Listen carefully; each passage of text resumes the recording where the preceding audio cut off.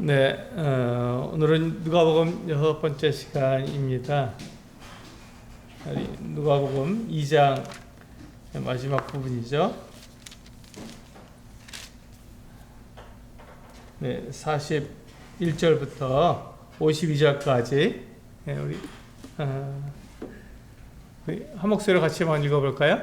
네, 같이 한번 읽어보도록 하겠습니다. 41절부터 52절까지입니다. 시작.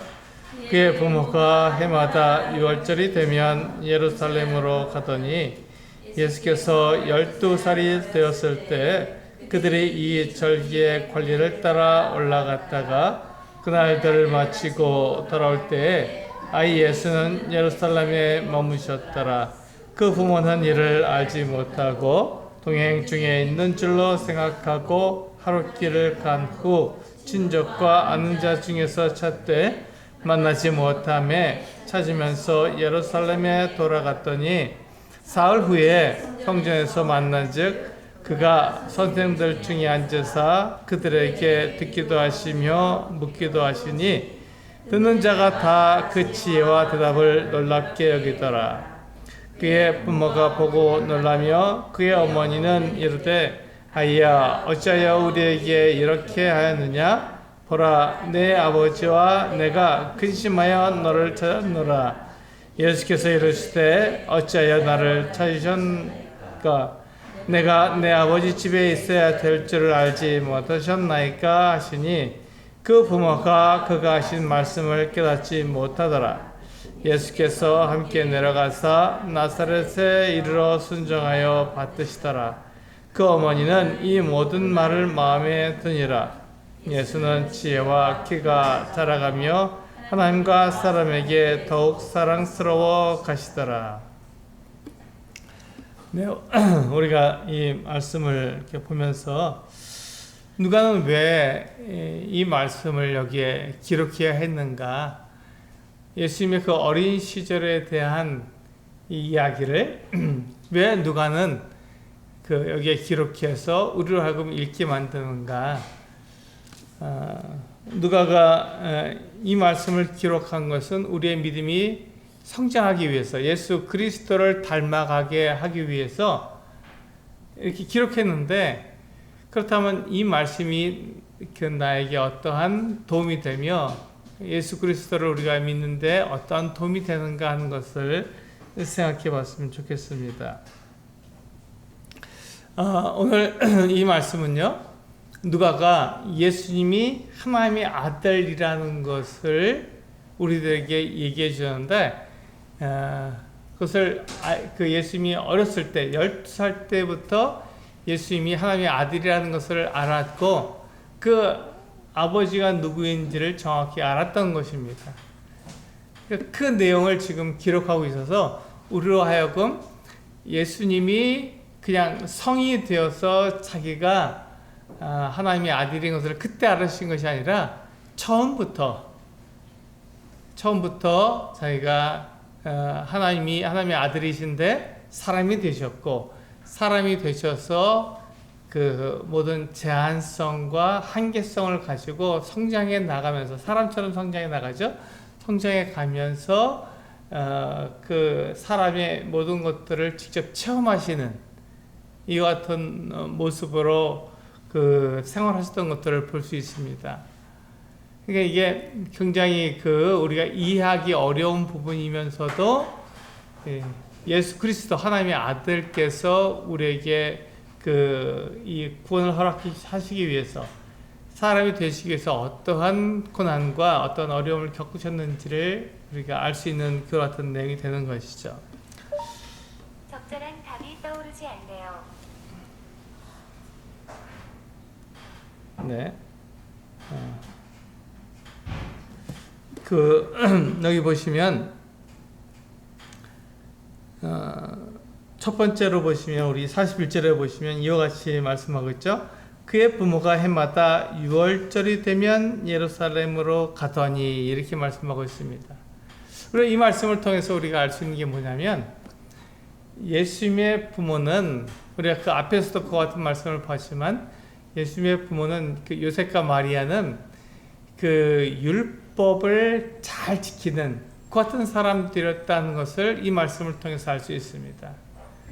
원래 그 하나님께서 이스라엘 백성들에게 새 절기를 지켜서 그들이 그 예루살렘의 성전으로 오도록 그와 같이 말씀하셨습니다. 우리 신명기 16장 16절과 17절을 보시면 창세기, 출애굽기, 레위기, 신명기 16장 16절과 17절입니다.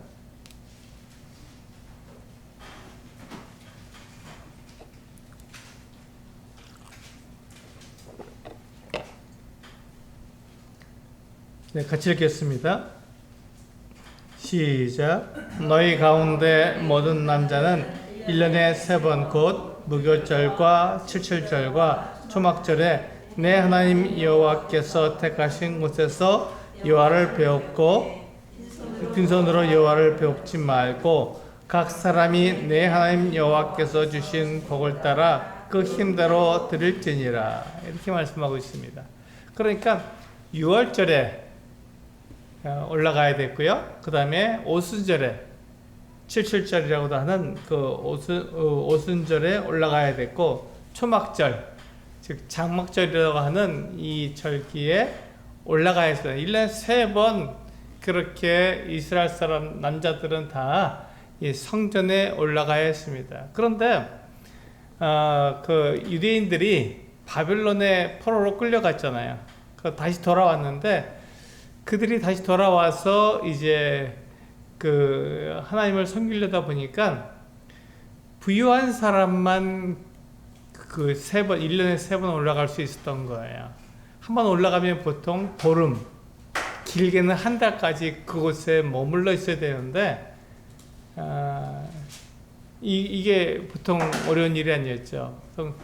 보름이나 한 달 정도 걸리는 그 같은 기간이었습니다. 그 나사렛에서 그 예루살렘 성전에 가는 데만 한 사나흘 정도 걸렸고, 거기에서 그 8일을 절기를 통해서 지내야 됐고, 절기가 끝나자마자 바로 돌아와도 사나흘 정도 걸려야 되는 그 같은 기간이었습니다. 그걸 다 합치면 한 보름 정도 집을 비워야 됐고, 조금 여유 있는 사람들은 한 달 정도를 여유 있게 다녀오게 되는 것이죠. 그러니까 이 가난한 사람은 3번 그렇게 6월절 때, 또 오순절 때, 또 장막절 때 이렇게 올라가는 게 쉬운 일이 아니죠. 그 보름 정도, 짧아야 보름이고 그 길면은 한 달 정도를 집을 비운다는 게, 그래서 3번 올라간다는 게 굉장히 어려운 일이었습니다. 그래서 지금 이 요셉과 마리아는 아마도 6월절 한 번만 올라간 그 같은 모습을 우리들에게 보여주고 있습니다. 그래서 이것을 보게 되면 요셉과 마리아가 넉넉하지 못한 재정 형편을 가지고 있었다는 것을 알 수 있죠. 네. 그럼에도 불구하고 이 요셉과 마리아는 어떻게 했다고요? 매년 6월절을 기념해서 그 절기 때는 예루살렘으로 올라가는 이 같은 사람들이었던 것입니다. 일반적으로 아무리 짧게 잡아도 보름은 걸리는 이 같은 시간을 들여야 됐고, 또 여기서 우리 신명기 말씀에서 뭐라고 되어 있냐면 빈손으로 오지 말라고, 하나님께 자기의 능력껏 하나님께 이 예물을 드리도록 그렇게 말씀하고 있어요. 그러니까 굉장히 비용으로도 많은 비용을 드릴 뿐만 아니라 또 하나님께 헌금을 해야 되기 때문에 굉장히 많은 어떤 비용이 지출되는 것 같은 시간이었는데, 이 요셉과 마리아는 이 절기를 매년 지켜서 그렇게 올라왔던 것이죠. 그러니까 이 요셉과 마리아가 얼마나 율법에 정통한 사람이었는지, 율법을 지키려고 하던 사람이었는지 우리는 알 수 있습니다. 이것을 통해서 마리아가 이 요셉 이외에 다른 남자하고 이렇게 다른 남자를 통해서 아이를 임신했다는 것은 옳지 않은 거고, 또 요셉도 율법에 정통한 사람이었기 때문에 그런 마리아를 데려오는 것이 쉽지 않았던 것이죠. 그래서 요셉과 마리아가 그 성령으로 잉태된 그 아이를 자기 아이로 이렇게 키우는 것은 대단한 그 같은 모습이었다는 것을 알 수 있습니다. 그러니까 그 마리아가 율법대로 행하는 사람이었기 때문에 그 요셉이 그 마리아를 믿었던 것이죠. 또 천사가 그에게 해준 말을 그대로 믿었던 그 같은 사람이 될 수 있습니다. 두 번째 우리 누가복음 2장 42절로 가보시면 예수께서 12살 되었을 때 그들이 이 절기의 관례를 따라 올라갔다가 이렇게 말씀하고 있습니다. 예수님은 누구십니까? 하나님의 아들이시잖아요. 하나님의 아들이신데 하나님의 아들이심에도 불구하고 사람이 되셨기 때문에 육체의 제한성과 한계성에 이렇게 갇혀 있을 수밖에 없었던 것이죠. 사람이 되셨기 때문에 원래 이 하나님은 무서워 보지 않으시잖아요. 계시지 않는 것이 아니라 어디든지 계시며 동시에 여러 곳에도 계실 수 있는 분이 하나님이신데 사람은 그렇지가 않죠. 사람은 그것에 제한적입니다. 그래서 동시에 여러 곳에 있을 수 없기 때문에 동일한 시간에 한 곳에서만 머물 수밖에 없는 게 사람입니다. 그러니까 예수님이 하나님의 아들이시고 사람을 창조하신 분이기 때문에 얼마든지 하나님으로서 살 수 있음에도 불구하고 하나님이 아닌 사람으로서 이 제한된 어떤 삶을 사셨다는 것이죠. 이게 그 예수님에게 있어서는 굉장히 그 제한받는 고통스러운 그 같은 모습이었을 것입니다. 우리 요한복음 1장 뒤에 보시면 요한복음 1장 14절에 보시면 그렇게 말씀하고 있잖아요.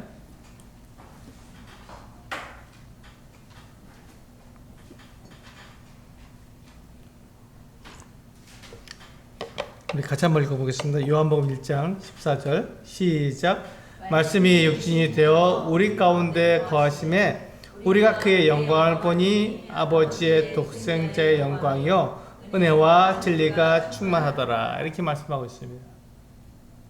그러니까 지금 예수님이 하나님의 아들이시고 사람을 지으신 그 같은 창조주이신데 지금 예수님은 육신의 부모와 함께 유월절에 성전에 가시게 됐잖아요. 이 예수님께서 성전에 가시기를 원하셨어도 사람이 되셨기 때문에 이렇게 그 예수님이 원하는 시간에 원하는 모습으로 갈 수가 없었던 것이죠. 사람이기 때문에 부모를 따라서 유월절이 돼야만 예루살렘에 있는 성전에 가실 수밖에 없었던 거예요. 얼마나 답답하였으며 얼마나 그 제한되셨는가 하는 것을 우리가 여기서 알 수 있는 것이죠. 그러니까 예수님이 사람이 되실 때 그것을 쉽게 그렇게 사람이 되신 것이 아니라 그 고통과 그 어려움을 아시면서도 예수님이 하나님이 사람이 되신 것이죠. 우리가 그것을 보면서 예수님이 어떠한 그 같은 그 고난을 가지고 우리에게 오셨는가, 사람이 되셨는가 하는 것을 우리가 생각해 볼 수 있겠습니다. 이건 나중에 또 뒤에서 우리가 보기 때문에 여기까지 한번 보고요. 우리가 43절에 보시면 누가복음으로 돌아오셔서 누가복음 2장 43절에 보시면 그날들을 마치고 돌아갈 때 아이 예수는 예루살렘에 머무셨더라. 그 부모는 이를 알지 못하고 이렇게 되어 있습니다.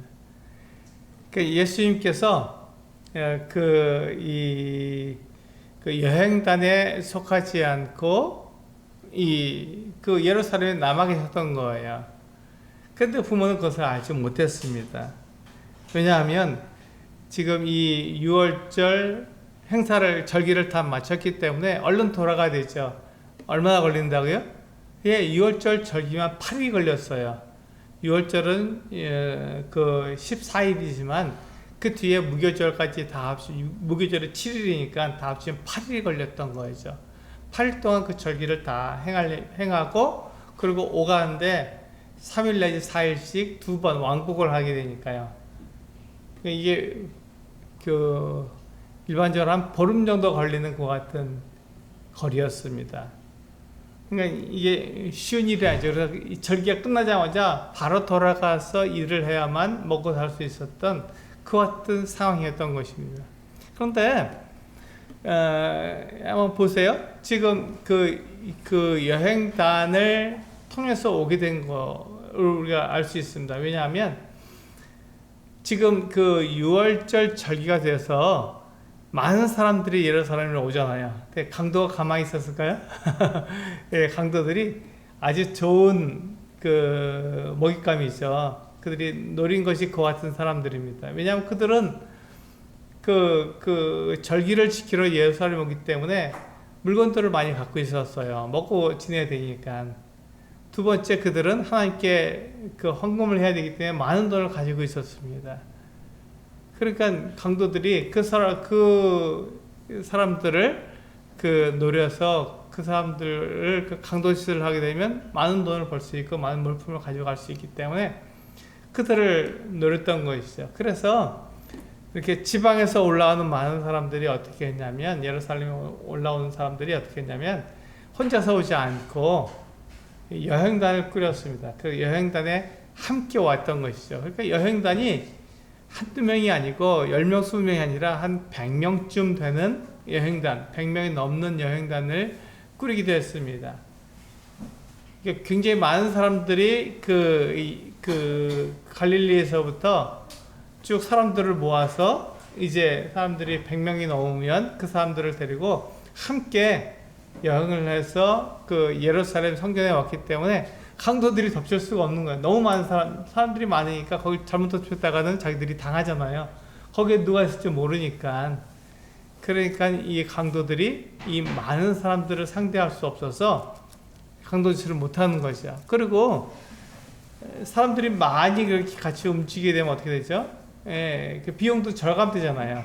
같이 먹고 또 이제 여행 중에서 이제 중간에 쉬어야 되고 중간에 또 먹어야 되고 이런 일들이 있는데, 여행단이 오게 되면은 그것을 다 준비해서 오기 때문에 비용이 그만큼 절감됩니다. 그러니까 이 가난했던 이 요셉과 마리아가 이 여행단에 속해야만 자기들의 비용을 절감할 수 있고 강도를 만나지 않을 수 있기 때문에 그들이 함께 그와 같은 일 왔던 거예요. 그래서 이제 돌아가는데 어떤 일이 있었다고요? 돌아가는데 아이 예수는, 하나님의 아들이신 이 예수님은 예루살렘에 그냥 남아 있었던 것이고, 이 부모님들은 그냥 얼른 돌아가야 되니까 여행단에 함께 속해서 함께 돌아갔던 것이죠. 그런데 여행단이 아무리 그 사람이 많아도 이제 돌아가다가 중간에 이제 하루길 다 가서 저녁 때 쉬어야 될 때는 어떻게 되죠? 다 그게 집으로 돌아오잖아요. 자기 가족이 돌아오는데 예수가 안 보이는 거예요.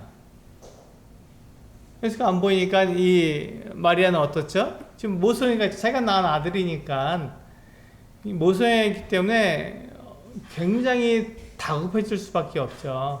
그 어린 아들을 잃어버렸기 때문에 마음이 굉장히 상했고, 그 아들을 잃어버리고 싶지 않았기 때문에 그 아들을 찾아서 온 동네를 다 그 가족들을 다 친척들을 다 찾아본 거예요. 근데 거기 없었죠. 왜냐면 예수님은 어디에 있다고요? 예루살렘에 그냥 남아 계시잖아요. 그러니까 이 요셉과 마리아가 예수님을 찾았지만 찾을 수가 없었던 것이죠. 그 여행단에 속하지 않았기 때문에. 아마도 예수님은 평상시에 이게 부모님에게 잘 순종했던 부모님의 말에 이렇게 순종했던 사람이었던 것 같습니다. 하나님이시니까요. 그러니까 죄를 짓지 않고 또 그 말에 잘 순종하고 착한 아들이었던 것 같아요. 그렇게 당연히 이제 집으로 가자 하고 말하고 이렇게 갔으면 예수님도 당연히 그 여행단에 속했을 줄 알았는데, 예수님은 지금 그 예루살렘에 남아 계셨던 것이죠. 거기서 그 아버지의 집에서 할 일이 있었기 때문에 남아 계셨던 거예요. 그것을 알지 못한 그 요셉과 마리아가 그 자기 가족과 친척 중에 찾았지만 찾지 못했던 것이죠.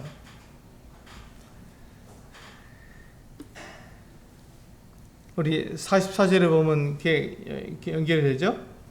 동행 중에 있는 줄로 생각하고 하룻길을 간 후 친족과 아는 자 중에서 찾되, 아무리 찾아도 찾을 수가 없잖아요. 동행 중에 있는 줄로 알았던 것이죠.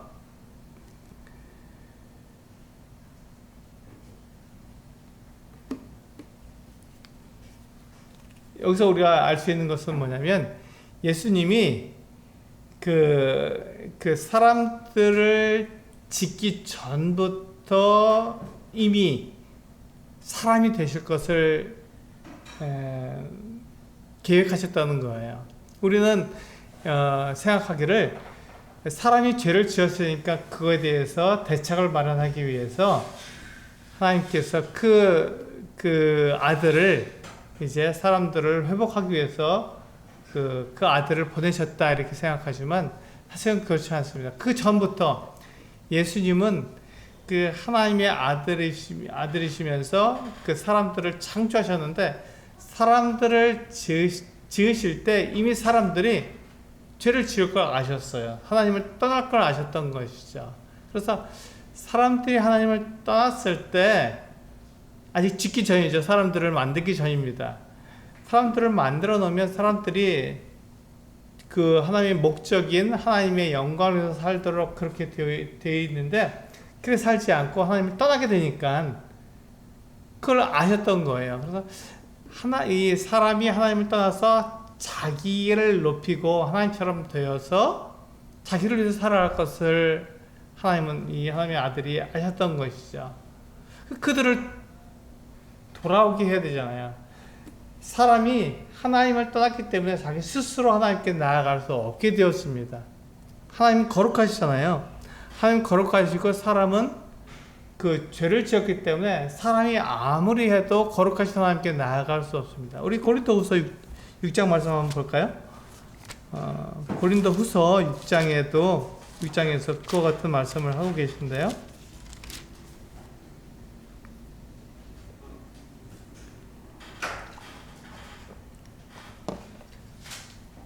우리 고린도서 6장 14절에서 16절까지 같이 한번 읽어볼까요? 고린도서 6장 14절에서 16절까지 같이 한번 읽어보겠습니다. 시작. 너희는 믿지 않는 자와 멍에를 함께 매지 말라. 의와 불법이 어찌 함께하며 빛과 어둠이 어찌 사귀며 그리스도와 별리알이 어찌 조화되며 믿는 자와 믿지 않는 자가 어찌 상관하며 하나님의 성전과 우상이 어찌 일치가 되리요. 우리는 살아계신 하나님의 성전이라. 이와 같이 하나님께서 이르시되 내가 그들 가운데 거하며 도로 행하여 나는 그들의 하나님이 되고 그들은 나의 백성이 되리라. 그렇습니다. 여기 보시면 거룩한 것과 거룩하지 못한 것이 함께 할 수가 없는 것이죠. 그러니까 거룩하지 못한 사람이 하나님께 나아갈 수 없습니다. 그래서 이 사람이 하나님께 나아갈 수 없으니까 어떻게 하셨죠? 하나님이 사람을 찾아오셔야만 됐던 거예요. 하나님이 사람에게 오셔야만 그와 같은 그 일들이, 사람이 하나님께 나아갈 수 없는 일들이 해결될 수밖에 없는 것이죠. 그런데 하나님께서 사람에게 오시려면 사람의 죄를 용서하셔야 되잖아요. 사람이 지은, 하나님을 떠난 이와 같은 사람의 죄를 용서하셔야 되는 것입니다. 그래서 그것을 용서하시기 위해서 하나님의 아들이 사람이 되신 것이죠. 하나님의 아들이 사람이 되셨기 때문에 사람처럼 함께 지낼 수 있게 되었고, 또 사람을 대신해서 십자가에 달려서 죽으심으로 사람이 하나님을 떠난 모든 그 같은 죄에 대해서 용서해 줄 수가 있었던 것이죠. 아무 죄가 없으신 예수 그리스도께서 십자가 달려 죽으셨으니까 이 예수님이 우리의 모든 죄를 용서할 수 있는 그 같은 제물이 될 수 있었던 것입니다. 그래서 이와 같은 계획은 창세 전에 하나님께서 내 아들을 통해서 이와 같은 구원의 일을 이루리라 하는 것들을 이미 계획하신 거예요. 사람이 죄를 짓기 전에 이미 그 같은 계획을 세우셔서 그것을 이루시는 것이죠. 그것이 하나님의 방법입니다. 우리 45절에 보시면 다시 돌아가셨어요. 누가복음 2장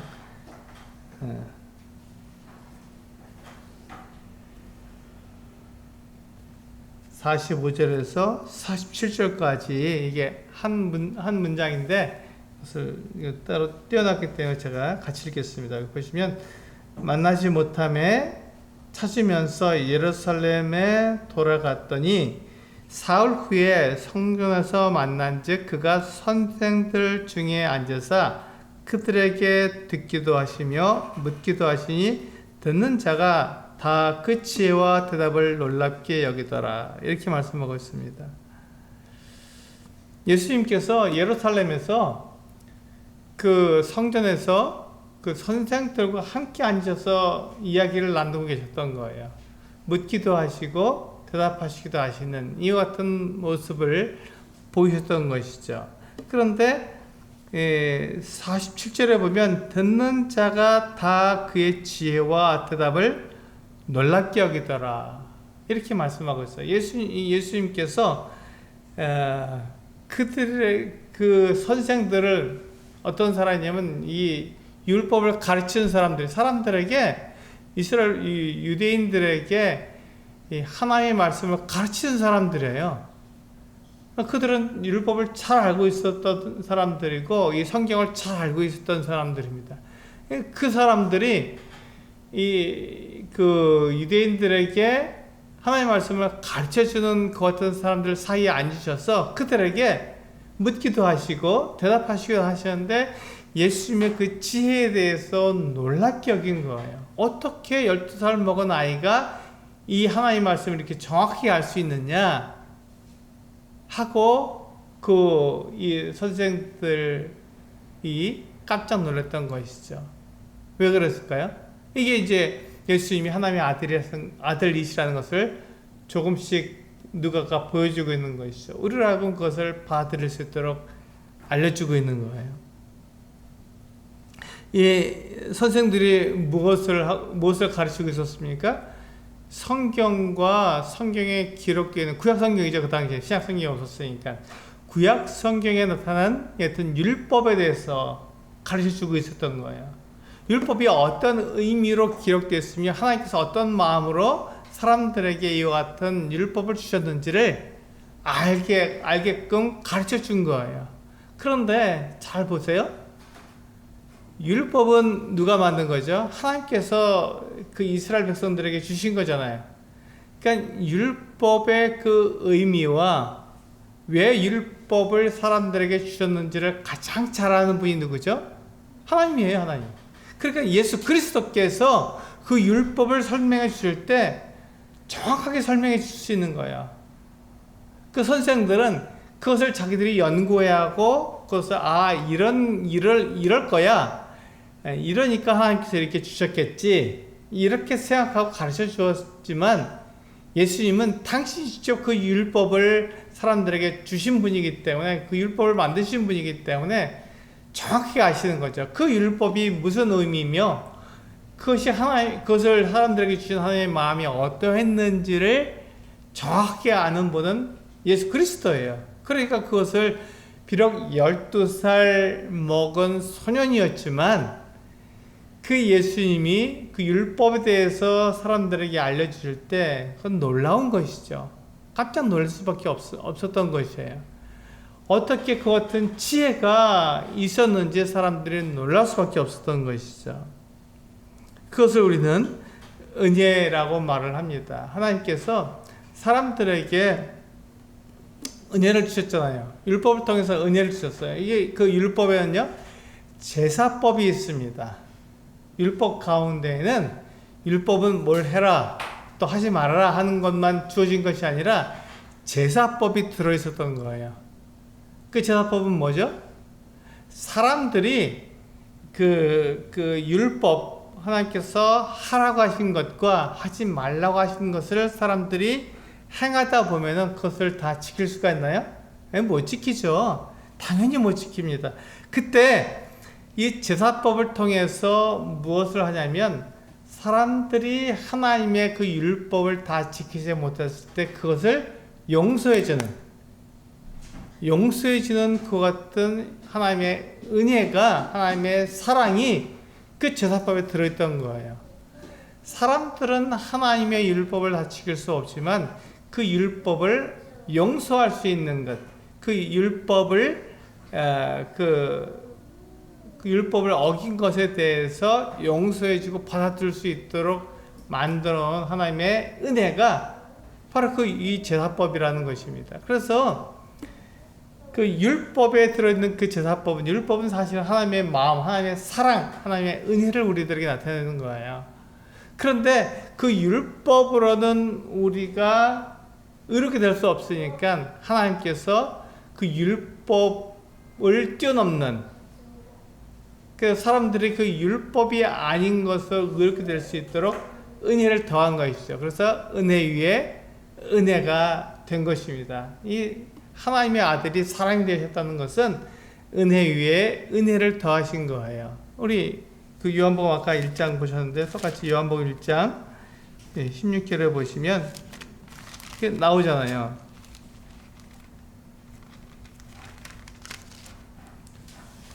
네. 누가복음 봐도요. 요한복음이죠. 요한복음 1장 16절에 보시면 같이 읽어볼까요? 시작. 우리가 다 그의 충만한 데서 받으니 은혜 위에 은혜로라. 그렇습니다.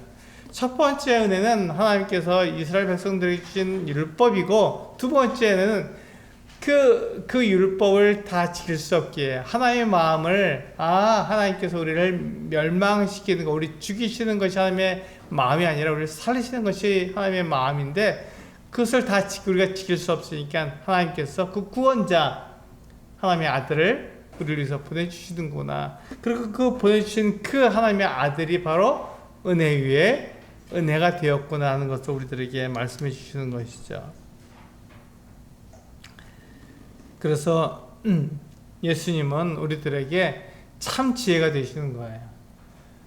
율법이 어떻게 우리에게 오게 되었는지를 정확히 말씀해 주실 수 있는 분이 예수님이시기 때문에 율법 그 선생들 가운데 앉아서 그들에게 묻기도 하고 대답하시기도 하시는 이 놀라운 지혜를 가지신 분이 예수님이시라는 것이죠. 우리가 그것을 보게 될 때, 예수님은 하나님의 아들이시구나 하는 것을 조금 더 알 수 있는 것이죠. 우리 다시 돌아오셨어요. 누가복음 2장 48절을 보시면, 그의 부모가 보고 놀라며 그의 어머니는 이르되, 아이야 어찌하여 우리에게 이렇게 하였느냐, 보라 내 아버지와 내가 근심하여 너를 찾았노라. 이렇게 말씀하고 있어요. 당연한 거 아닌가요? 그 마리아의 그 마음 가운데서는 그 잃어버린 아이를 찾았으니 당연히 그 아이에게 이거 어떻게 이렇게 할 수 있느냐, 이거 한 번도 이렇게 우리의 마음을 상하게 한 적이 없는데 어떻게 이렇게 할 수 있느냐, 나와 내 아버지가 너를 찾기 위해서 근심했다, 이렇게 말을 했던 것이죠. 한번 생각해 보세요. 왜 마리아와 요셉이 예수님을 잃어버린 것에 대해서 근심했나요? 왜 그들이 근심했죠?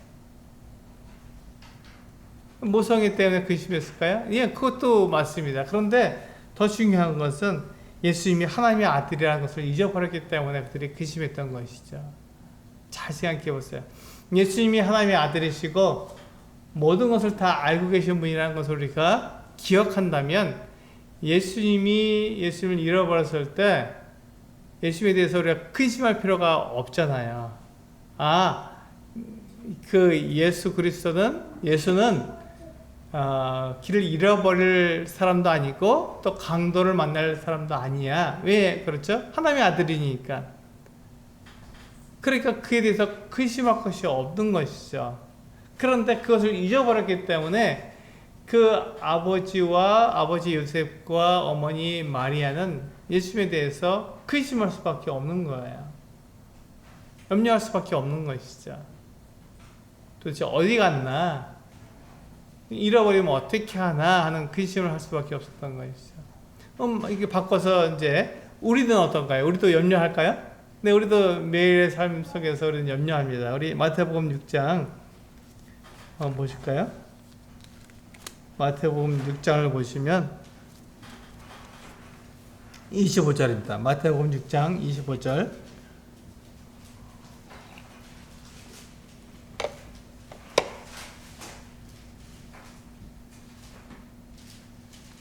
네, 같이 읽어볼까요? 25절만 시작.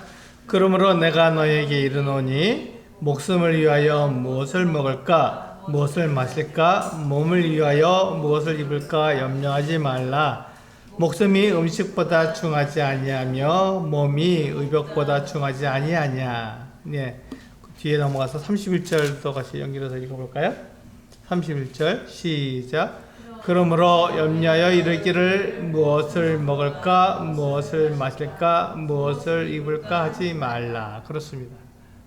하나님은 우리들에게 너희가 무엇을 먹을지, 무엇을 마실지, 무엇을 입을지 염려하지 말라고 말씀하셨습니다. 왜 그런가요? 하나님이 우리와 함께 하시기 때문에 그렇습니다.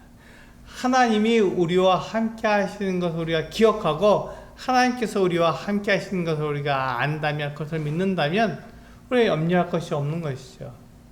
우리가 먹는 것, 마시는 것, 입는 것을, 왜냐하면 하나님께서 챙겨주시기 때문에 그렇습니다. 이스라엘 백성들이 그 애굽에서 나와서 이제 가나안 땅에 들어가기까지 약 40년이 걸리는데, 그들이 광야로 들어갔을 때 무엇을 먹어야 할지, 무엇을 마셔야 할지 몰랐습니다. 광야는 그런 게 없잖아요. 사막과 같은 곳이니까요. 사막에서 근 200만 명이 되는 사람들이 함께 다녔으며 약 40년을 그곳에서 사막에서 지냈어요. 그런 동안에 그들이 무엇을 먹을 것이며 무엇을 마실 것인지 한번 생각해 보세요. 말도 안 됐잖아요. 어떻게 그렇게 그 많은 사람들이 사막에서 매일같이 먹고 마실 수 있을까요? 그런데 하나님께서 그 이스라엘 백성들에게 만나를 주셨어요. 하루 먹을 양식을 주셨던 것이죠. 이틀 먹을 양식도 아니고 하루 먹을 양식을 주신 거예요. 그것을 먹고 나면 다음날 무엇을 먹을지 그들이 예측할 수 없습니다. 그러나 하나님께서는 정확하게 약속하신 것을 지켜서 그 다음날도 만나를 내려주셨어요. 그 다음날도 만나를 내려주셨고, 매일 그들이 먹을 수 있는 양을 한 오멜씩, 한 사람 앞에 한 오멜씩을 거둘 수 있도록 그렇게 하셨던 거예요. 많은 것을 저축할 필요도 없었고, 많은 것을 그들이 가질 필요가 없었습니다. 그러면 남는 것은 다 썩어버렸으니까요. 냄새가 났으니까. 벌레가 나서 그걸 버릴 수밖에 없었습니다. 그래서 그냥 하루에 그가 한 사람이 먹을 수 있는 양만큼만 그들이 만나를 가져와서 먹고 다 깨끗하게 비워버린 거죠. 그 다음날은 또 만나가 내릴 거니까 아무 문제 없이 그들이 살았습니다. 누가 그렇게 했다고요? 하나님께서 그들과 함께 하셨기 때문에 그들은 무엇을 먹을지 염려할 필요가 없었던 것이죠. 그들이 무엇을 마셨나요? 네, 반석에서 물이 나왔어요. 바위에서 물이 나왔다니까요? 그럼 말도 안 되잖아요. 바위가 갈라져서 거기에서부터 물이 나와서 그들이 그 물을 먹고 그 물을 마셨던 것이죠. 만나를 먹고 그 물을 마셨기 때문에 그들이 그 광야에서 40년을 지냈지만 아무 문제가 없었던 것이죠. 아무 문제가 없었습니다. 사람들은 이스라엘 백성들이 광야로 들어가니까 이제 그들은 죽었다 이렇게 생각했지만 무엇을 먹으면 무엇을 마실까요? 그러나 그들이 광야에서 하나님께 주시는 하늘 양식인 만나를 먹었고 반석에서 나오는 물을 마셨기 때문에 아무 문제가 없었던 것입니다. 그래서 하나님께서 뭐라고 말씀하시냐면 이 만나를 가져가서 굽기도 하고 삶기도 하고 마음대로 먹으라고 이렇게 요리해서 먹으라고 말씀해 주셨어요. 그래서 그 만나를 그들이 광야에서 먹을 수 있었던 것이죠. 그것처럼 우리가 우리의 삶에서 내 일을 염려하는 것은 우리가 하나님께서 나와 함께 하신다는 것을 믿지 못하기 때문에 염려하는 것입니다. 오늘 먹고 내일 나에게 무엇이 좋을지 알지 못하지만 우리는 염려하지 않거든요. 왜 염려하지 않습니까?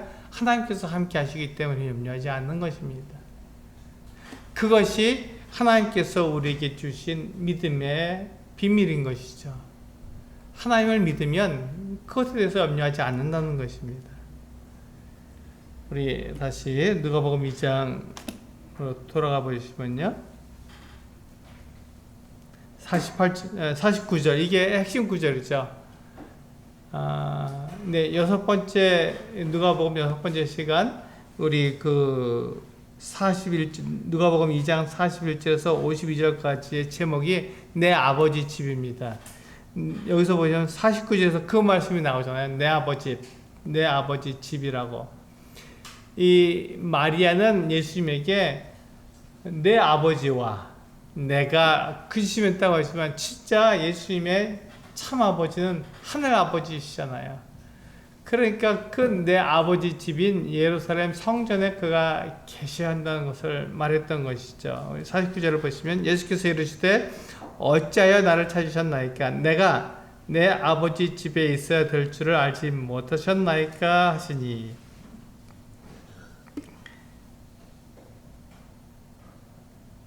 여기 보시면 우리 난하주에 보시면 내 아버지의 집에 대해서 난하주에 보시면 뭐라고 되어 있냐면 내 아버지의 일에 관계하여야 할 줄을 알지 못하셨나이까. 그러니까 예수님께서 내 아버지 집에 있어야 한다고 말씀하신 것과 바꿔서 말할 수 있는 것이 똑같은 그 말인데요. 그것을 바꿔서 이렇게 말할 수 있는 거죠. 내가 내 아버지의 일을 해야 할 것을 알지 못하셨으니까 이렇게 말할 수도 있다는 것이죠. 예수님은 아버지의 일을 하셔야 했던 것이죠. 그 아버지의 일이 뭐죠? 아버지의 일이 무엇입니까? 아버지가 사람들에게 주시는 그와 같은 구원의 일이잖아요. 우리 로마서 3장 한번 보실까요? 우리 복음의 가장 핵심적인 내용이 바로 여기에 있습니다. 로마서 3장 19절에서 24절 말씀이죠. 이게 복음의 핵심입니다.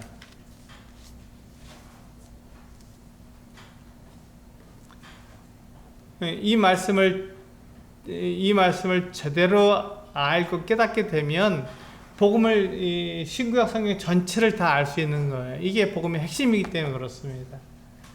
누가복음 3장 19절에서 24절 같이 한번 읽어보겠습니다. 시작.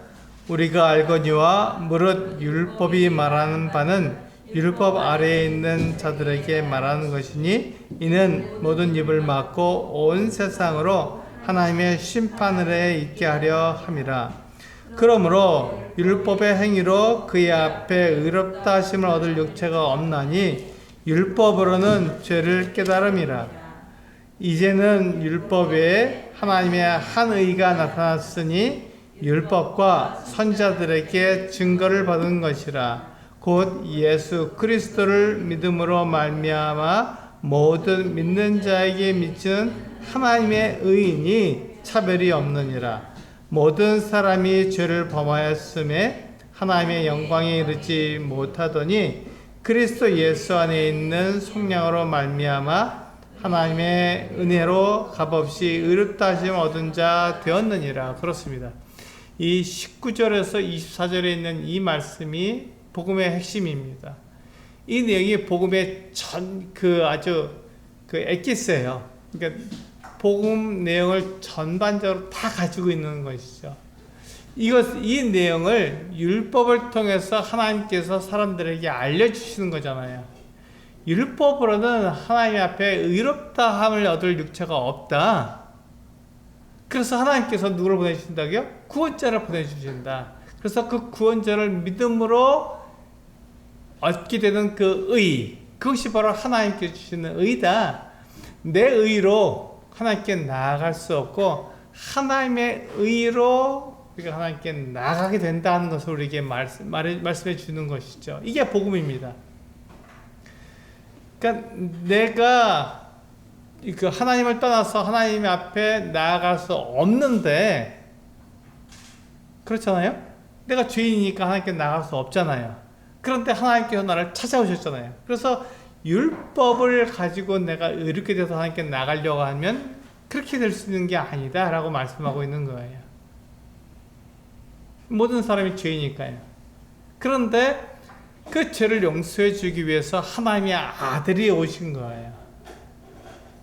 하나님이 직접 사람을 찾아오신 것이죠. 그래서 사람들에게 그 예수 그리스도가 하나님의 아들이라는 것을 믿을 때 그들은 이제 그렇구나, 예수님이 하나님의 아들이신데 그분이 나를 위해서 십자가 달려 죽으셨구나, 사람이 되셔서 오셔서 십자가 달려 죽으심으로 내가 하나님을 떠난 그 죄가 용서되었구나 하는 것을 알게 되는 것이죠. 그러니까 내가 새로운 의, 하나님께서 예수 그리스도를 통해서 주시는 그 하나님의 의를 내가 던게 되었으니 내 의가 아니라 하나님의 의로 거룩하게 되어서 하나님께 나아갈 수 있게 된 것이죠. 그게 바로 믿음으로 얻는 의, 하나님의 의가 되는 것입니다. 그게 복음이잖아요. 그게 복음의 내용이고 그것을 통해서 우리가 거듭나게 되는 것입니다. 우리의 죄가 용서되는 것이죠. 그래서 예수님은 이것을 우리들에게 알려주셔야 되는 것이죠. 이것을 통해 하나님의 일이라는 것은 바로 그거잖아요. 예수님께서 왜 이 땅에 사람으로 오셔야 됐느냐? 바로 사람들의 죄를, 하나님을 떠난 그 죄를 용서해 주시기 위해서 이 세상에 사람으로 오셨다는 것을 알려주시는 거예요. 그게 하나님의 일입니다. 예수께서 하나님의 집 성전에 계셔서 이 말씀하시고 가르쳐 주시고 알려주시는 것이 바로 그 내용이라는 것이죠. 그런데 그것을 지금은 예수님이 안 계시니까 예수님 대신 성령님이 오셨잖아요. 그 성령님께서 예수님께서 알려주신 그 내용을 우리들에게 바울을 통해서 정확히 알려주시는 것이죠. 이게 바로 복음이다 라고 말씀해 주고 있는 것이죠. 하나님의 의를 얻는 것이다. 이래서 우리가 의롭게 된 것이다 라고 말씀해 주시는 것입니다.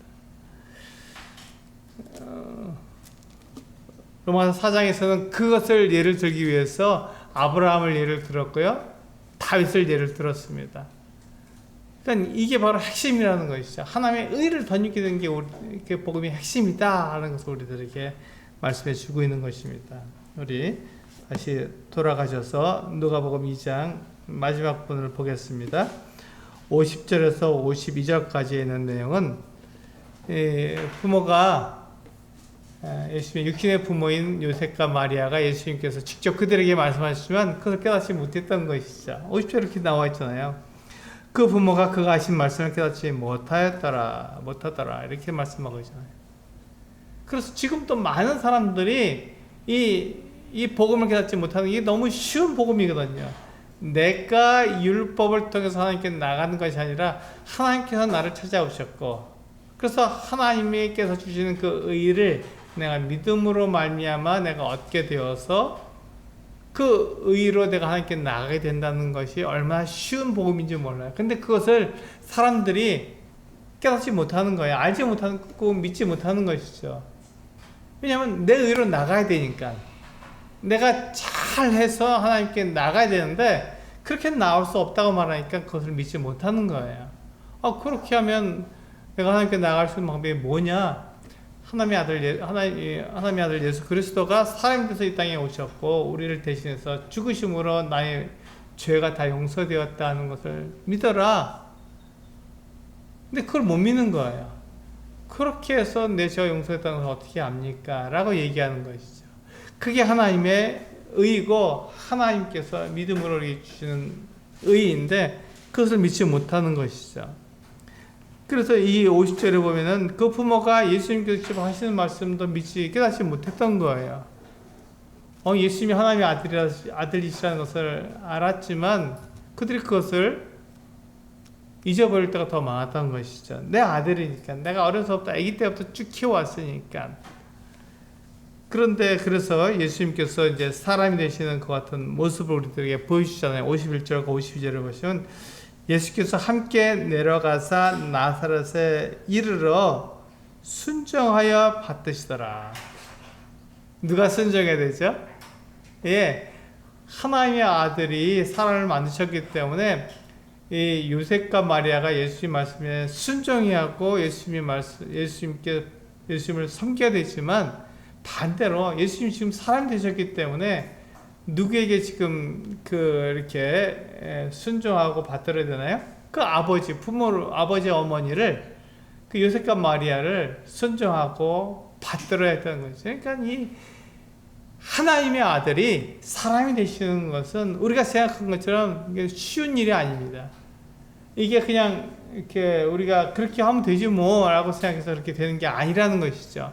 거기에는 많은 복잡한 일들이 있고 예수님께서 자신을 제한시켜야 되는 하나님의 아들이 그 사람으로서 제한되어야 되는 그 많은 일들이 있기 때문에 고통스럽고 어려운 일이었습니다. 근데 그것을 우리 사람을 위해서 자신을 내어주신 것이죠. 희생하신 거예요.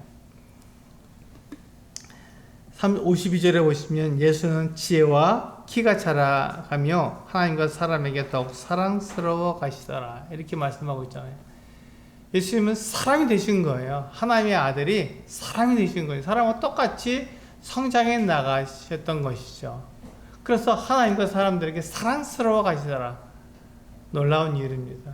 예수님은 그렇게 성장해 가셨고 지금 12살을 넘어서 지금 이제 그분이 공적인 사역을 약 30세에 하시게 되었으니까 18해 동안을 이분이 그와 같이 생활하셨던 것이죠. 성장하셨던 거예요. 사람들이 보기에 사람하고 똑같은 모습으로 성장하셨던 것이죠. 우리는 예수님이 하나님의 아들이라는 것을 이 말씀을 통해서 우리가 믿을 수 있습니다. 앞으로 계속해서 그것을 말씀해 주실 거지만 여기에서 지금 이 예수님의 12살 때 있었던 소년으로서 하셨던 그 같은 일들을 보게 될 때 예수님은 하나님의 아들이시구나 하는 것을 우리가 분명히 알 수 있는 것이죠. 그래서 예수님은 하나님의 마음과 하나님께서 왜 사람들에게 율법을 주셨는지 그 목적을 분명히 알고 계신 분이라는 것이죠. 그래서 예수님은 이 세상에 오신 그 분명한 이유를 아셨기 때문에 우리들에게 그것에 대해서 말씀해 주실 수 있는 분이었습니다. 이제 우리의 차례입니다. 우리가 그 예수님을 하나님의 아들로 믿을 것인지 믿지 않을 것인지 바로 우리의 차례인 것이죠. 그 예수님의 육신의 부모인 요셉과 마리아는 예수님 하시는 말씀을 깨닫지 못했습니다. 이제 우리는 그것을 깨닫고 나아가는 것이죠. 하나님께서 나와 함께 하시면 내가 염려할 것이 없다고 약속하신 그 약속을 믿고 매일의 삶 가운데서 염려하지 않고 내일 일을 우리가 염려하지 않고 하나님께서 나와 함께 하시기 때문에 나에게 염려할 것이 없다는 것을 믿음으로 나아가는 것이죠. 그렇지 않을 때 우리는 세상과 똑같이 세상 사람과 똑같고 세상과 타협할 수밖에 없는 것 같은 모습이 되는 것입니다.